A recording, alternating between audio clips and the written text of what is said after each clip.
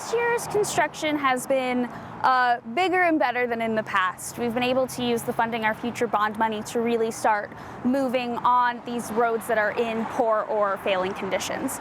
So we're working with our local community councils, local businesses, local stakeholders to ensure that they are aware of the construction impact, but also aware of the benefits that will come later down the line. We're coming from a deficit here, a deficit in funding for our roads, and we're coming from a deficit of time.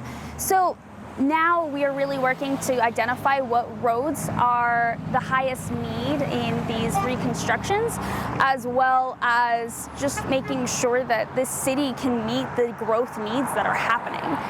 So with 300 West, for example, this is a very high-use corridor, and it's pretty high-impact construction, but we understand that the benefits are going to come not only for drivers, but for bikers, pedestrians, and making the road safer in the end. So I know no one really loves construction, but we need to focus on the end goal, which is a better Salt Lake, a better community for everyone to move through. With the influx of the Funding Our Future bond money, we are able to do large projects like 300 West, as well as smaller projects, which may be the street that you live on.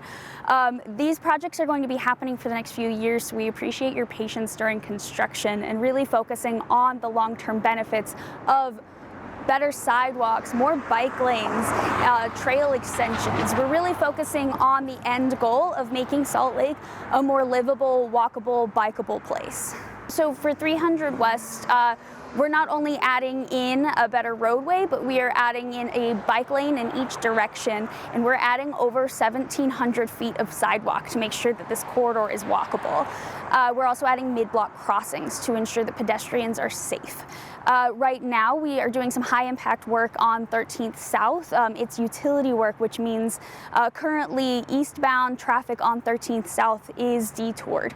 We recommend, if you're using 300 West, to give yourself a little bit more time and try and travel in off-peak hours, or if you're trying to access the 13th South area, taking alternate highway exits at 17th South, 9th South, and West Temple. For residents who want to learn about Funding Our Future and the projects, we can go to SLC My Streets, where we have a Funding Our Future bond map. You can check out what's happening on 300 West as well as other local streets.